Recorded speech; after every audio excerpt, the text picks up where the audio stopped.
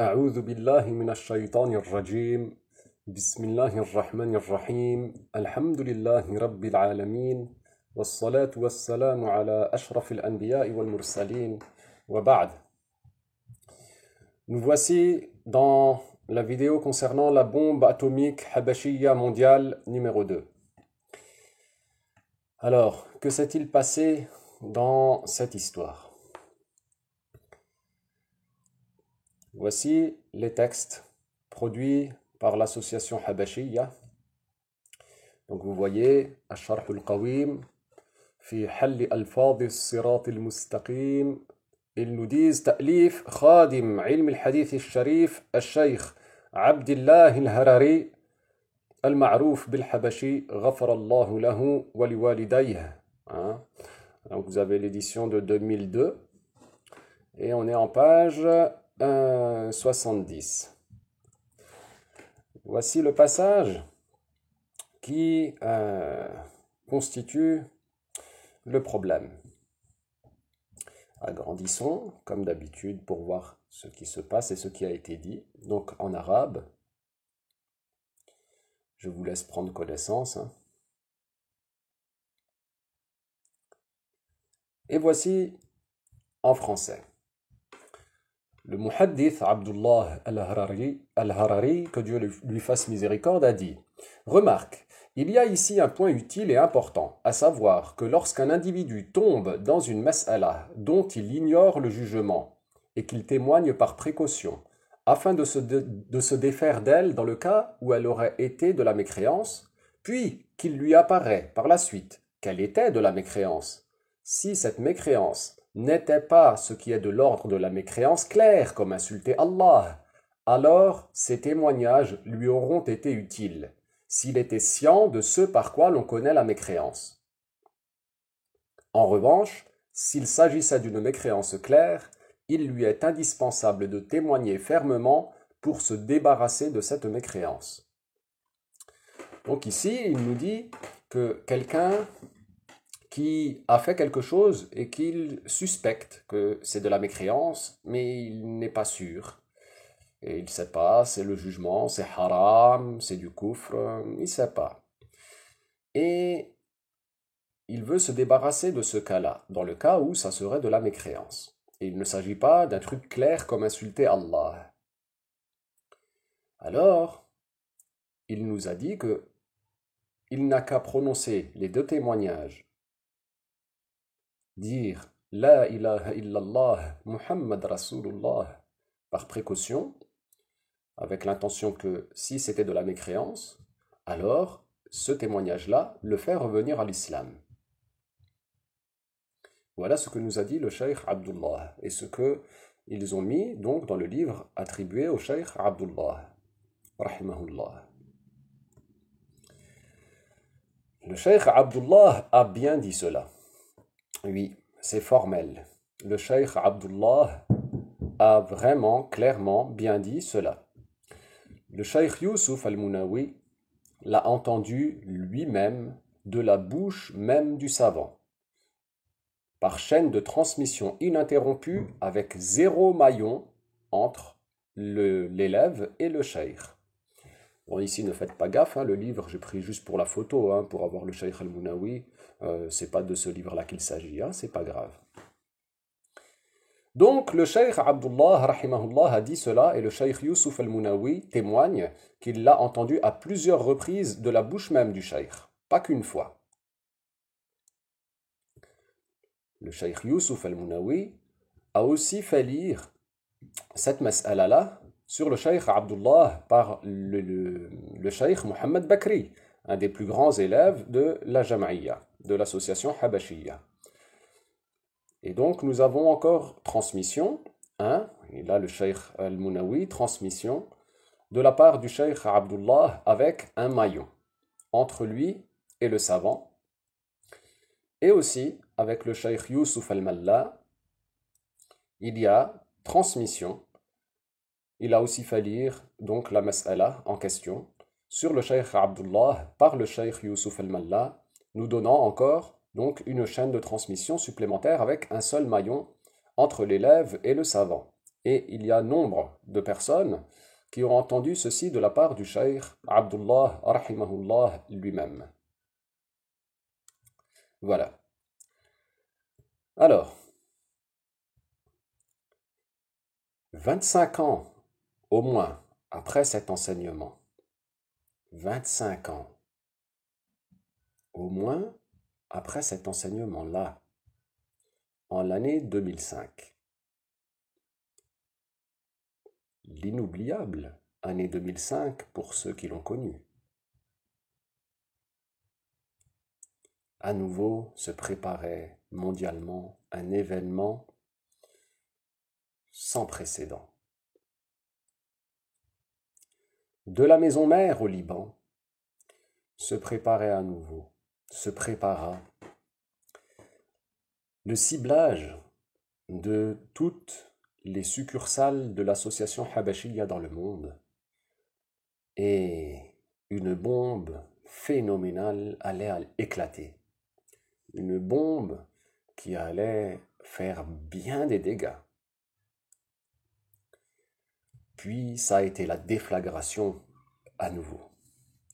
Une déflagration énorme, phénoménale, et qui allait avoir des retentissements sur la vie de quasiment tous les membres de cette association.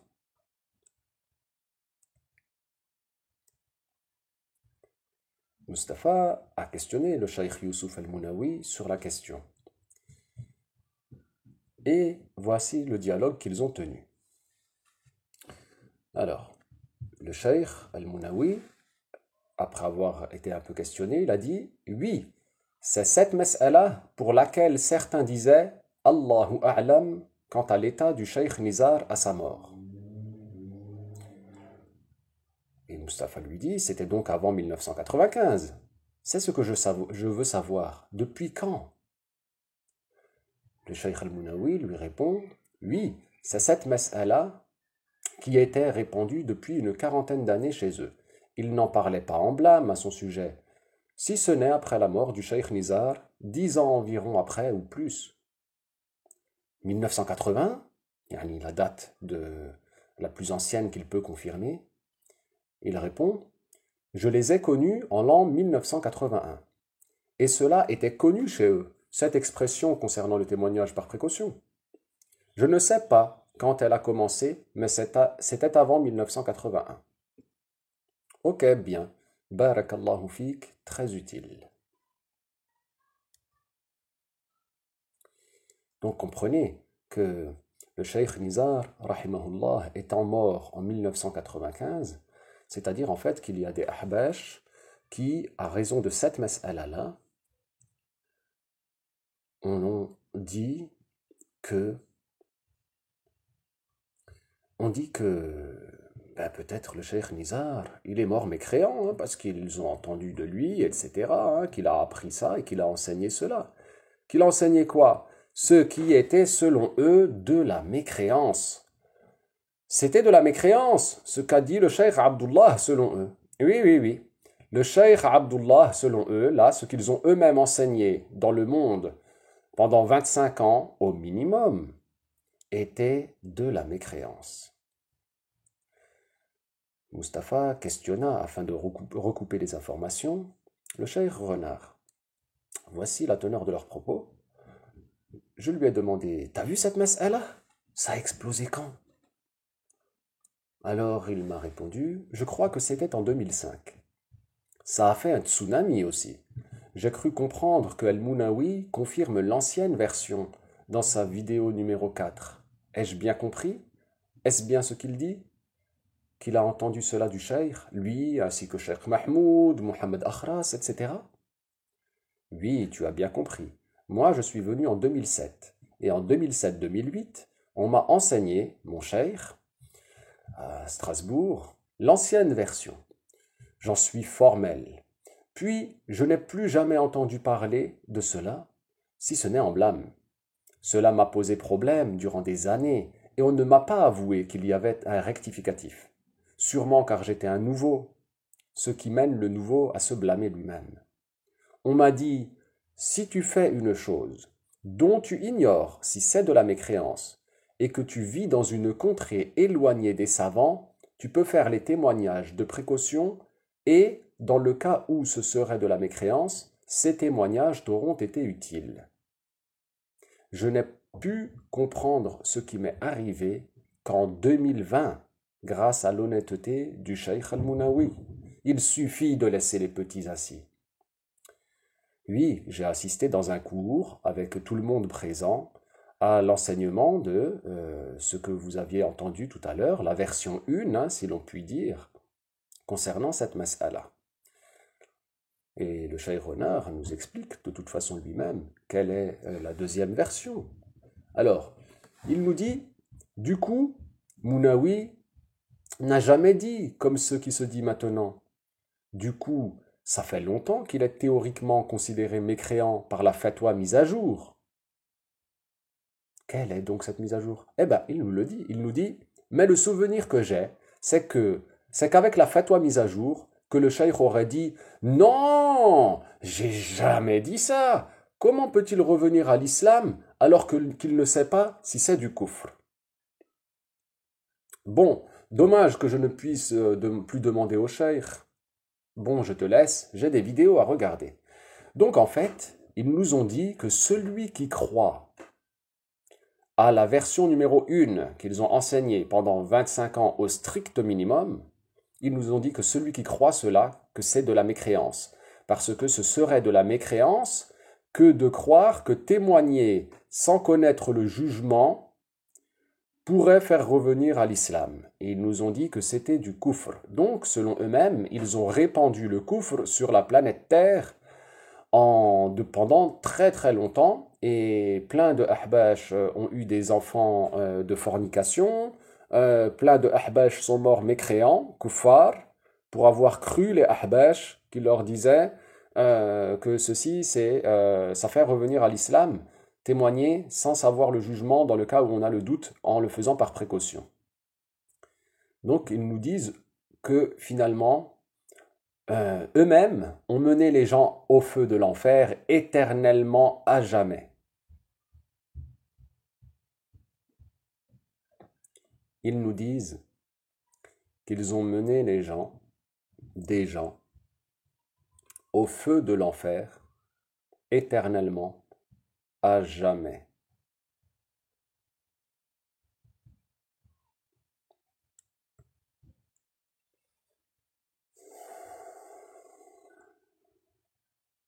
Le Cheikh Nizar, rahimahullah, lui-même, selon eux, selon des nombres de personnes chez eux, il serait peut-être mort mécréant, puisqu'il est mort en 1995, que la mas'ala date de au moins 1980, en imaginant qu'ils ont enseigné seulement un an avant la venue du Cheikh Al-Mounawi, puisque c'était déjà très rodé et répandu chez eux. Ce qui nous donne donc 25 ans, 25 années, au strict minimum.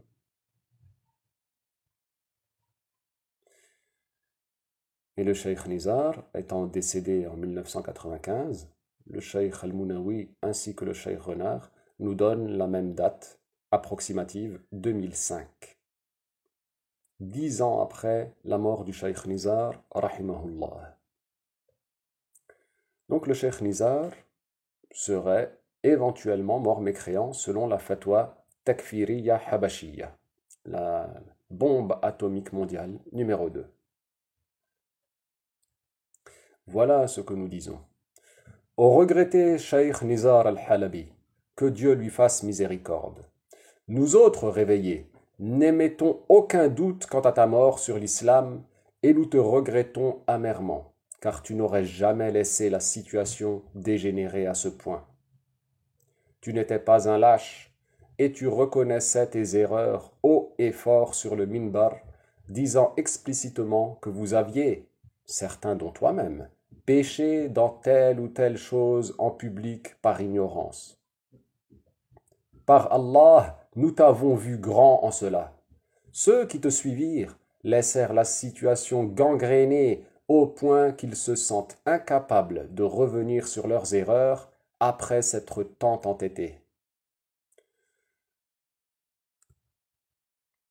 Si tu voyais ce qu'est devenue ton association, multipliant falsifications et malfaçons, ta colère aurait été grande et nous aurions espéré de toi le grand nettoyage.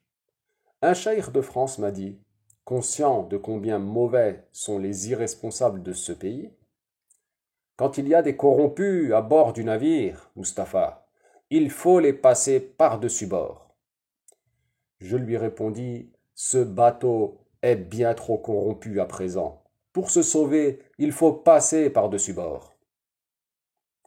Nous autres, les mutins, nous reprenons le flambeau et poursuivrons le travail que tu as entamé, transmettre l'islam sans dévoiement, avec nos plus profonds respects et fraternité. Paix à ton âme.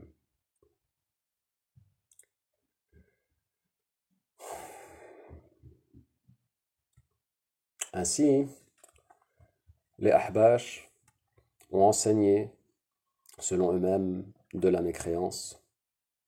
Nous ne reconnaissons pas que ce qui a été enseigné était de la mécréance. Nous ne reconnaissons pas que ce qui a été enseigné, que toutes ces personnes-là qui ont cru cela étaient en fait des mécréantes. Et nous ne reconnaissons pas que ceux qui sont morts dans ce laps de temps auraient été morts mécréants. Nous ne reconnaissons pas que le cheikh Abdullah a dit de la mécréance quand il a dit ce qu'il a bien dit, et nous considérons ce takfir comme abusif, comme un nombre élevé de takfir habashi. L'exagération takfiriya doit cesser. Il faut mettre un terme à la folie takfirite qui mène les gens à se tuer, qui mène les gens au suicide, qui mène les gens à l'asile psychiatrique en nombre, qui mène les gens à être perturbés, qui mène les gens à douter continuellement de leur islam, qui mène les gens à être instables, qui mène les gens à ne plus savoir comment être dans leur vie, qui mène les gens à passer des soirées de déprime et de dépression, qui mène les gens à la folie. Il suffit de la folie habashiyya. Mettons un terme définitif à cela. Quant à ceux parmi les ahbash qui auraient vu cette vidéo, je sais bien que pour beaucoup, malheureusement, leur premier réflexe pourrait être de me considérer mécréant sur la base des propos qui ont été tenus dans cette vidéo. Sache que tu dois combattre. Tu dois combattre cela. Ils ont selon eux-mêmes enseigné le kufr 25 ans. Selon eux-mêmes. Pourquoi donc devrais-tu les croire sur parole et sans doute aucun? Pourquoi donc devrais-tu te soumettre alors que eux-mêmes expliquent qu'ils ont envoyé au feu de l'enfer éternel des gens? En quoi donc serait-il plus fiable qu'un cheikh qui a entendu cela de son savant lui-même et des dizaines de personnes et des grands élèves du cheikh Abdullah? Sachez que certains, après que le cheikh Abdullah aurait dit que non, que c'est du kufr de croire ce qu'il aurait dit lui-même au préalable, en disant qu'il n'aurait jamais dit cela, certains élèves du cheikh Abdullah ont refusé de témoigner. Et ils étaient en colère. Et il nous est même parvenu que l'un aurait dit au cheikh Abdullah, nous ne sommes pas venus chez toi pour apprendre la mécréance. Et que d'autres paroles encore que l'on pourra détailler, peut-être dans les commentaires de la vidéo, afin de ne pas trop l'allonger. Mais sachez que il ne faut pas, vous les petits, vous continuer à vivre dans la terreur continuelle de la mécréance, à feinter les gens en les considérant apostats pour des choses qui ne sont même pas de la mécréance, à user de tawriya tout le temps, à considérer l'autre mécréant en utilisant le principe que certains pourraient qualifier du takfir par précaution. C'est-à-dire le fait de se dire « Ouh là là là là, si je ne le déclare pas mécréant, c'est chaud pour moi, alors je le déclare mécréant, comme ça je suis sûr que moi je ne m'écrois pas. » Oui, vous avez entendu parler des témoignages par précaution, mais il va bien falloir aborder ce que l'on peut qualifier de tekfir par précaution, parce que c'est très employé chez les ahbash, petits comme grands. Les ahbash voient le salut dans le takfir. Ceci n'est pas la voie de l'islam, ceci n'est pas la voie de la raison, ceci vous mènera sûrement à détruire des liens dans votre famille, que ce soit vos parents, vos frères et sœurs, vos enfants, vos épouses et vos maris. Il faut abandonner la folie et revenir aux savants de Ahl Sunnah wal Jama'a. Et le chapitre de l'apostasie et de la mécréance chez les Ahbash s'est enseigné d'une façon qui te mène à devenir un individu instable. Et c'est aussi une mainmise qui est posée sur ton cerveau. Ça te permet de te contrôler afin que systématiquement tu reviennes à eux en te disant « Ouh là là, mais si je vais avoir une mas'ala, qui va répondre à mes questions ? Ouh là là là là, si je dis une parole qui est chaude, qui va m'aider? Qui va me dire si c'est du kufr ou pas ?» La solution n'est pas chez eux. Sache qu'il y a beaucoup de shaykh qui ont quitté cette jam'iyya et qui redeviennent normaux et qui pourront te répondre, et tu verras que bien souvent tu trouveras la quiétude plutôt que l'inquiétude. Prenez soin de vous, prenez soin de vos familles, pensez à ne pas détruire les vôtres, pensez à ne pas vous détruire vous-même, prenez soin de vous vraiment. Cessez de vous mettre dans les mains de vos bourreaux. Nous viendrons bientôt, Inch'Allah, pour une nouvelle bombe dans une vidéo à venir.